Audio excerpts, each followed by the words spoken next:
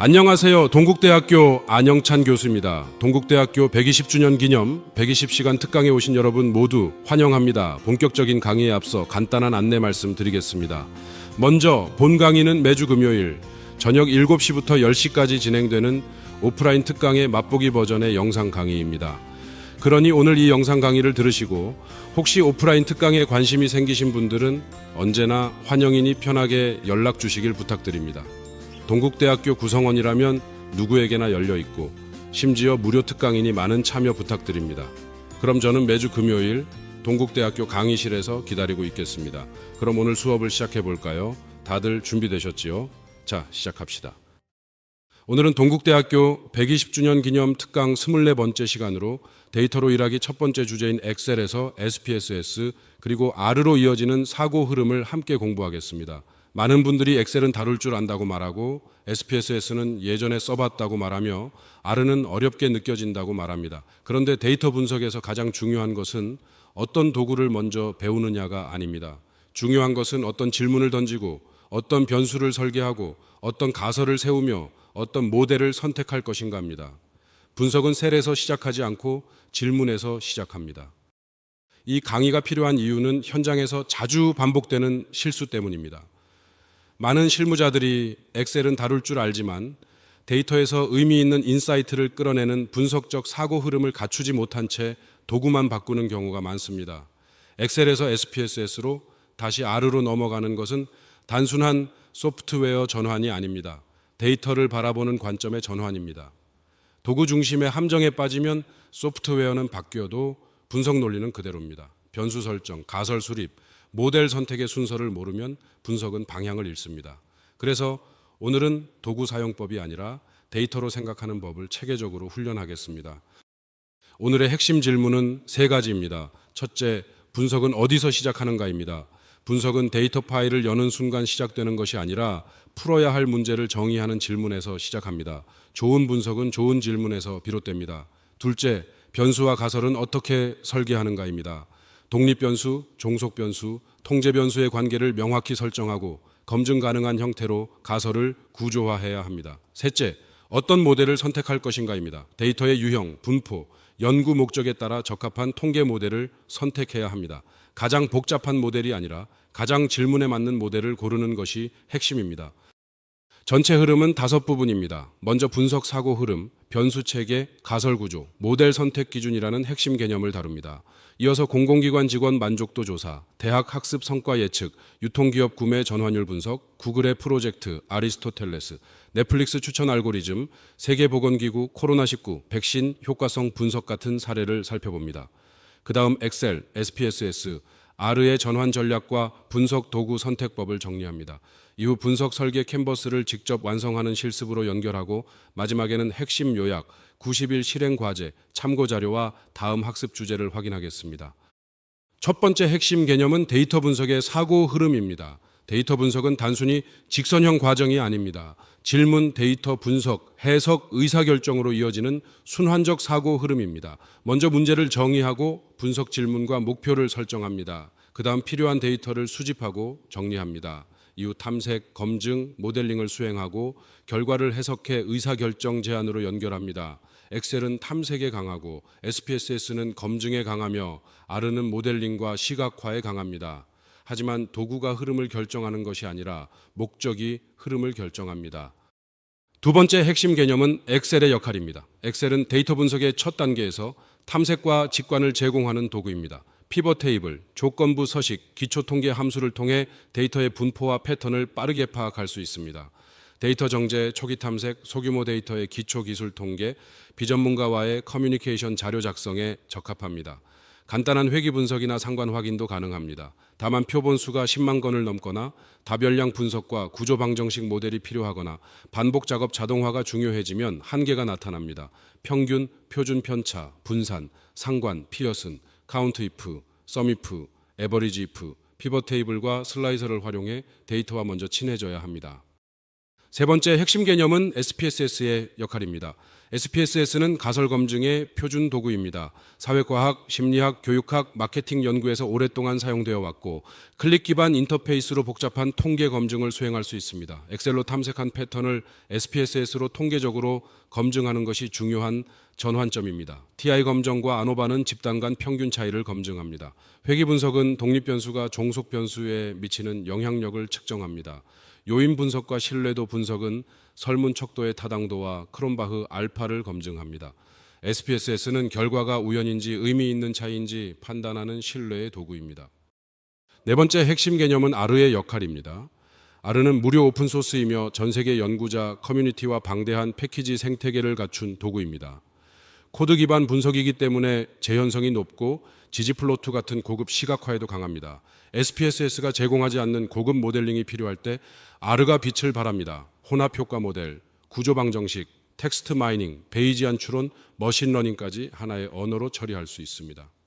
타이디버스는 데이터 정제와 변환에, 지지플로트는 시각화에, LME4는 혼합효과 모델에, 라바는 구조방정식 모델에, 캐럿과 타이디 모델스는 머신러닝에 유용합니다. 다섯 번째 핵심 개념은 변수 설계입니다. 좋은 분석의 90%는 변수 설계에서 결정됩니다. 변수 간 관계를 명확히 정의하지 않으면 아무리 정교한 소프트웨어도 의미 없는 결과를 생산합니다. 독립 변수는 원인 또는 예측 변수입니다. 교육 방법, 마케팅 채널, 근무 환경처럼 연구자가 조작하거나 관찰하는 변수입니다. 종속 변수는 결과 또는 기준 변수입니다. 학업 성취도, 구매 전환율, 직무 만족도처럼 독립 변수의 영향을 받는 변수입니다. 통제 변수는 혼입 효과를 줄이기 위해 고려하는 변수입니다. 성별, 연령, 소득 수준, 경력 연수 등이 해당합니다. 매개 변수는 영향이 전달되는 경로를 설명하고 조절 변수는 관계의 강도를 조건화합니다. 여섯 번째 핵심 개념은 가설 수립과 모델 선택 기준입니다. 좋은 가설은 검증 가능하고 반증 가능해야 합니다. A가 B에 영향을 줄 것이라는 표현보다 교육 시간이 증가할수록 직무성과 점수가 유의미하게 높아질 것이라는 표현이 더 적절합니다. 연구 가설은 기대하는 방향성을 명시하고 귀무 가설은 효과가 없음을 전제합니다.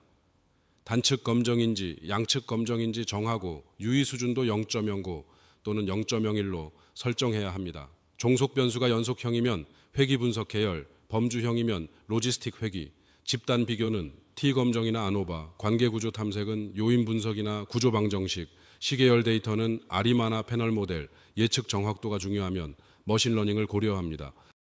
첫 번째 사례는 국내 공공기관 직원 만족도 조사입니다.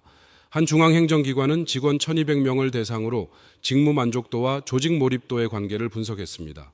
먼저 엑셀로 설문지, 코딩, 결측치 처리, 기초기술 통계를 확인했습니다. 이어서 SPSS로 탐색적 요인 분석과 신뢰도 분석을 수행하고 다중회귀 분석으로 핵심 영향 요인을 도출했습니다. 분석 결과 상사의 지지와 업무 자율성이 조직 몰입의 가장 강력한 예측 변수로 확인되었습니다. 상사 지지는 베타 0.42, 자율성은 베타 0.31로 나타났고 이를 바탕으로 정책 개선안을 도출했습니다. 이 사례는 설문 데이터가 단순 평균표가 아니라 조직 개선의 근거가 될 수 있음을 보여줍니다. 두 번째 사례는 국내 대학 학습 성과 예측 모델입니다. 서울소재대학교에서 재학생 3,500명의 학습 관리 시스템 로그 데이터를 활용해 학업 중도 탈락 위험 학생을 조기 예측하는 모델을 개발했습니다. 엑셀로 로그 데이터를 변환하고 정제한 뒤 R의 타이디 모델스와 캐럿으로 랜덤 포레스트 모델을 구축했습니다. 주요 예측 변수는 접속 빈도와 과제 제출 시간이었습니다. 모델 정확도는 AUC 0.87을 달성했고 6주차 조기 개입 시 중도 탈락이 38% 감소했습니다. 데이터는 이미 존재했지만 부족했던 것은 분석 사고 흐름이었습니다. 핵심은 엑셀에서 R로의 전환이 아니라 탐색에서 모델링 사고로의 전환입니다. 세 번째 사례는 국내 유통기업 구매 전환율 분석입니다. 한 주요 이커머스 플랫폼은 마케팅 채널별 구매 전환율을 분석했습니다. 채널은 독립 변수, 전환율은 종속 변수, 시간대와 고객 연령은 통제 변수로 설정했습니다. 이후 SPSS의 이원 분산 분석으로 채널과 연령의 교호작용 효과를 검증했습니다. 특히 SNS 채널과 30대 고객 집단의 상호작용 효과가 통계적으로 유의미하게 나타났고 P값은 0.001보다 작았습니다. 30대 고객의 SNS 전환율은 이메일 대비 2.3배 높았습니다. 분석 결과를 바탕으로 마케팅 예산의 38%를 재배분했습니다. 변수 설계가 명확했기 때문에 실행 가능한 의사결정으로 이어진 사례입니다. 네 번째 사례는 구글의 프로젝트 아리스토텔레스입니다. 구글은 180개 팀을 대상으로 팀 효과성의 결정 요인을 분석했습니다. 팀 구성, 성격, 기술 수준 등 수십 가지 변수를 엑셀로 수집한 뒤 R의 혼합효과 모델로 분석했습니다. 초기 가설은 최고의 인재로 구성된 팀이 최고의 성과를 낸다는 것이었습니다. 그러나 데이터는 이 가설을 지지하지 않았습니다. 수정 가설은 팀 내 심리적 안정감 수준이 팀 효과성을 유의미하게 예측한다는 것이었고 베타 0.51, P값 0.001 미만으로 확인되었습니다. 이 결과는 인재 채용 중심의 관점을 팀 문화 설계 중심의 조직 관리 패러다임으로 바꾸었습니다. 다섯 번째 사례는 넷플릭스 콘텐츠 추천 알고리즘입니다. 넷플릭스는 수억 명의 시청 행동 데이터를 기반으로 개인화 추천 시스템을 구축했습니다. 처음부터 복잡한 딥러닝 모델로 출발한 것이 아닙니다. 첫 단계는 장르 선호도의 상관 분석처럼 엑셀 수준의 탐색이었습니다. 두 번째는 집단별 차이 검증으로 SPSS를 활용할 수 있는 단계였습니다. 세 번째는 R 기반의 행렬 분해와 잠재 요인 모델링이었습니다. 네 번째는 딥러닝 하이브리드 모델로 확장되었습니다. 핵심은 도구가 복잡해진 것이 아니라 사고 흐름이 단계적으로 진화했다는 점입니다. 단순한 상관 분석도 올바른 질문과 축적된 모델링을 만나면 강력한 추천 시스템으로 발전할 수 있습니다. 여섯 번째 사례는 세계보건기구의 코로나19 백신 효과성 분석입니다. 세계보건기구와 각국 보건당국은 수십억 건의 접종 데이터를 분석해 백신 효과성을 검증했습니다. 국가별 엑셀 데이터를 표준화하고 SPSS로 연령 집단별 효과성 차이를 분석했으며 R의 생존 분석과 메타 분석으로 최종 효과 추정치를 도출했습니다. 핵심은 변수 표준화와 통제 변수 설정이었습니다. 국가마다 다른 측정 기준을 하나의 변수 체계로 통합해야 비교가 가능했습니다. 연령, 기저질환, 접종 강역, 변이 유형을 통제하지 않으면 효과성 추정이 왜곡될 수 있습니다. R 기반 메타 분석은 45개국 데이터를 종합해 신뢰 구간을 포함한 효과 크기를 제시했습니다. 첫 번째 실전 프레임워크는 분석 사고 흐름 5단계입니다. 첫째, 문제 정의입니다. 무엇을 알고 싶은지, 왜 분석이 필요한지 정해야 합니다. 둘째, 변수 설계입니다. 질문에 등장하는 개념을 독립 변수, 종속 변수, 통제 변수로 나누고 측정 가능한 형태로 바꿉니다. 셋째, 데이터 수집입니다. 필요한 데이터를 수집하고 결측값과 이상값을 정리합니다. 넷째, 통계 분석입니다. 탐색, 검증, 모델링을 수행합니다. 다섯째, 의사결정, 보고입니다. 분석 결과를 해석하고 실제 판단으로 연결합니다. 이 5단계는 엑셀, SPSS, R 어느 도구를 사용하든 동일하게 적용됩니다. 중요한 것은 단계를 건너뛰지 않는 것입니다. 두 번째 실전 프레임워크는 도구 선택 매트릭스입니다. 엑셀은 약 10만 행까지의 데이터에서 탐색, 정제, 보고에 강하고 코딩이 필요 없으며 학습 난이도가 낮습니다. SPSS는 약 100만 행까지의 데이터에서 가설 검증에 적합하고 코딩은 선택적이며 학술 연구에서 많이 쓰입니다. R는 데이터 규모의 제한이 사실상 없고 모델링과 시각화, 자동화에 강하며 코딩이 필수이지만 재현성이 높고 비용이 무료입니다. 실무 권고는 명확합니다.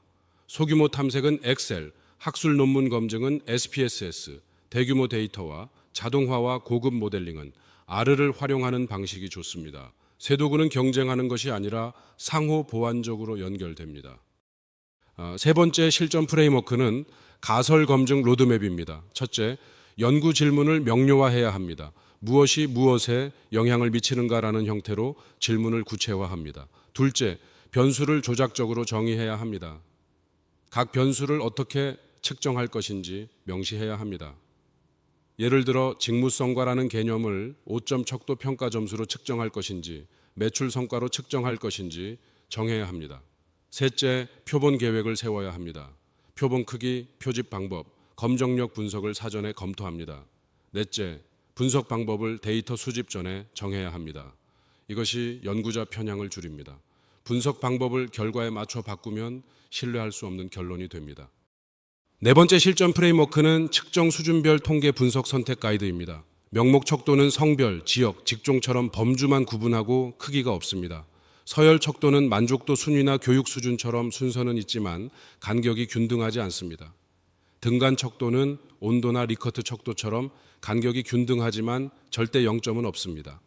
비율 척도는 신장, 소득, 반응 시간처럼 절대 0점이 있습니다. 명목 변수 길이는 카이 제곱 검정과 크레머 V를 활용할 수 있습니다.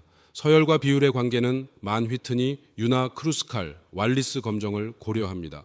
등간 또는 비율 변수 길이는 피어슨 상관, 회귀 분석, 아노바가 적합합니다. 혼합형 데이터에는 로지스틱 회귀나 판별 분석을 사용할 수 있습니다. 다섯 번째 실전 프레임워크는 효과 크기와 통계적 유의성입니다. P값만으로 분석을 판단하는 것은 흔한 실수입니다. 통계적 유의성과 실질적 유의성은 다릅니다. 표본이 매우 크면 아주 작은 차이도 통계적으로 유의미하게 나올 수 있습니다. 따라서 효과 크기를 함께 보고해야 합니다. 평균 차이를 볼 때는 코헨스 D를 사용하며 0.2는 작은 효과, 0.5는 중간 효과, 0.8은 큰 효과로 볼 수 있습니다. 상관 분석에서는 피어슨 R이 기본 효과 크기입니다.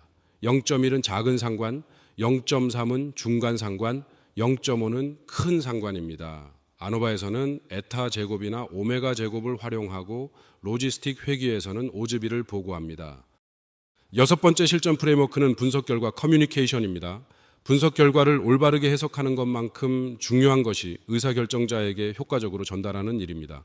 통계 전문가가 아닌 사람에게는 숫자를 의미로 번역해야 합니다. 예를 들어 베타 0.42라는 숫자는 교육 시간이 1시간 증가할 때 성과 점수가 0.42점 향상된다는 의미로 설명해야 합니다. 통계 결과는 비즈니스 문제와 연결된 이야기로 바꾸어야 합니다. 또한 불확실성은 숨기지 말고 범위로 제시해야 합니다. 신뢰 구간을 활용해 정확한 단일값이 아니라 합리적 범위로 설명하면 의사결정자는 결과를 더 신뢰할 수 있습니다. 이제 분석 설계 캔버스를 작성해 보겠습니다. 분석 설계 캔버스는 분석 프로젝트를 시작하기 전에 전체 분석 계획을 한 장에 시각화하는 도구입니다. 비즈니스 모델 캔버스처럼 분석의 핵심 요소를 구조화해 방향의 일관성을 확보하고 팀 내 커뮤니케이션을 촉진합니다. 캔버스는 6개 블록으로 구성됩니다. 연구 질문, 변수 체계, 가설, 데이터 계획, 분석 방법, 기대 산출물입니다. 오늘의 목표는 본인의 현장 문제에 적용한 분석 설계 캔버스 한 장을 완성하는 것입니다. 이 한 장이 있으면 분석은 막연한 작업이 아니라 명확한 방향을 가진 프로젝트가 됩니다. 첫 번째 작성 단계는 질문과 변수입니다. 먼저 지금 풀고 싶은 현장 문제를 무엇이 무엇에 어떻게 영향을 미치는가라는 형태로 작성합니다. 예를 들어 재직자 교육 프로그램 참여 시간이 6개월 후 직무성과 점수에 유의미한 영향을 미치는가라는 질문이 가능합니다. 그 다음 연구 질문에서 변수를 추출하고 역할을 분류합니다. 교육 참여 시간은 독립 변수이고 시간이라는 연속형 변수로 측정할 수 있습니다.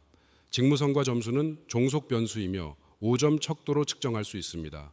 경력 연수는 통제 변수이며 연수로 측정할 수 있습니다. 이처럼 변수명, 유형, 측정 방법을 표로 정리해야 분석의 출발점이 분명해집니다. 두 번째 작성 단계는 가설 수립입니다. 변수 체계가 완성되면 검증 가능한 형태의 가설을 작성합니다. 가설은 방향성이 있어야 하고 통계 검증 후 채택 또는 기각할 수 있어야 합니다.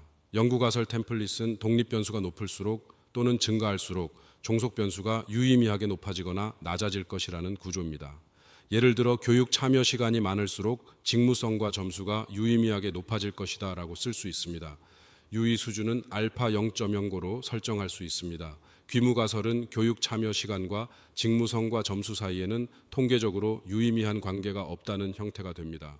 측정 가능한 변수, 방향성, 유의 수준이 모두 포함되어야 좋은 가설입니다. 세 번째 작성 단계는 데이터와 분석 방법입니다. 데이터 수집 계획에서는 데이터 출처를 먼저 정해야 합니다. 직접 수집하는 1차 데이터인지 기존에 보유한 2차 데이터인지 구분합니다. 표본 크기는 G파워 같은 도구를 활용해 최소 표본을 계산할 수 있습니다. 표집 방법은 무작위 표집, 층화 표집, 편의 표집 중 어떤 방식인지 명시합니다. 수집 기간이 횡단 연구인지 종단 연구인지도 정해야 합니다. 측정 도구는 설문지, 로그 데이터, 관찰 자료가 될 수 있습니다. 분석 방법에서는 평균, 표준 편차, 빈도 같은 기술 통계, 상관 분석과 교차 분석 같은 탐색 분석, 회귀 분석과 아노바와 구조 방정식 같은 주분석, 효과 크기와 신뢰 구간 같은 사후 분석, 그리고 엑셀, SPSS, R의 역할 분배를 정합니다. 네 번째 작성 단계는 기대 산출물과 최종 점검입니다. 캔버스의 마지막 블록은 이 분석이 완료되었을 때 어떤 의사결정을 지원할 것인가를 명시하는 부분입니다. 분석의 목적을 처음부터 명확히 하면 불필요한 분석을 줄이고 결과 보고의 방향성을 잡을 수 있습니다. 첫 주에는 연구 질문과 변수 체계를 완성합니다. 둘째 주에는 가설을 수립하고 동료 검토를 받습니다. 셋째 주에는 데이터 계획과 분석 방법을 확정합니다. 넷째 주에는 기대 산출물을 정리하고 전체 캔버스를 최종 점검합니다. 마지막 질문은 이 분석 결과를 보고받은 의사결정자가 무엇을 결정할 수 있는가입니다. 이 질문에 답할 수 없다면 분석 목적을 다시 검토해야 합니다. 오늘의 핵심을 정리하겠습니다. 첫째, 도구가 아니라 사고가 먼저입니다. 엑셀, SPSS, R는 도구의 서열이 아니라 분석 목적에 따른 선택입니다. 둘째, 변수 설계가 분석의 90%입니다. 독립 변수, 종속 변수, 통제 변수를 명확히 정의하지 않으면 어떤 소프트웨어도 의미 있는 결과를 만들 수 없습니다. 셋째, 가설은 구체적으로 세우고 결과는 맥락과 함께 해석해야 합니다. 피값만이 아니라 효과 크기와 실질적 의미를 함께 보고해야 합니다. 분석을 시작하기 전에는 연구 질문이 명료한지, 변수 역할이 구분되었는지, 가설이 검증 가능한지, 측정 수준과 표본 크기와 분석 방법이 적합한지 반드시 확인해야 합니다. 90일 실행 과제는 3단계입니다. 첫째, 1일부터 30일까지는 캔버스 완성입니다. 본인의 현장 문제로 분석 설계 캔버스 6블록을 모두 완성하고 동료 1명에게 피드백을 요청하며 엑셀로 보유 데이터 탐색을 시작합니다. 둘째, 30일부터 60일까지는 SPSS 분석 실행입니다. 설계 캔버스에 따라 기술 통계, 신뢰도 분석, 주요 검증 분석을 수행하고 결과 해석을 연습하며 효과 크기를 포함한 보고서 초안을 작성합니다. 셋째, 60일부터 90일까지는 R로 확장하고 결과를 공유하는 단계입니다. R로 동일 분석을 재현하거나 고급 모델을 적용하고 지지 플로트로 시각화하며 최종 분석 보고서를 완성해 팀이나 기관 내에서 공유합니다. 마지막으로 참고 자료와 다음 학습 주제를 확인하겠습니다. 통계 기초는 앤디 필드의 Discovering Statistics Using IBM SPSS Statistics가 도움이 됩니다. R 입문은 헤들리 위컴과 게럿 그롤문드의 R4 데이터 사이언스를 참고할 수 있습니다. 데이터 스토리텔링은 콜 네플릭의 스토리텔링 위드 데이터가 유용합니다. 국내 교재로는 이학식과 임지훈의 SPSS 26.0 매뉴얼, 이상엽의 R로 하는 통계 분석을 참고할 수 있습니다. 다음 시간에는 데이터로 일하기 두 번째 주제인 회귀 분석의 모든 것을 다룹니다. 단순 회귀, 다중 회귀, 위계적 회귀, 회귀 분석 과정 검토와 진단, 다중공선성 탐지와 해결, 조절 효과와 매개 효과 검증, R와 SPSS 병행 실습을 살펴보겠습니다. 감사합니다. 어떠셨나요? 유익하셨나요? 유익하셨다면 유튜브 채널 좋아요, 구독, 알림 설정 한 번씩만 부탁드리겠습니다. 더욱 방대한 고급 정보를 얻고 싶으시다면 앞서 오프닝에서 언급했듯이 120시간 특강 현장 오프라인 강의에 참석해 보시는 것을 추천드립니다. 조만간 또 뵙겠습니다. 감사합니다.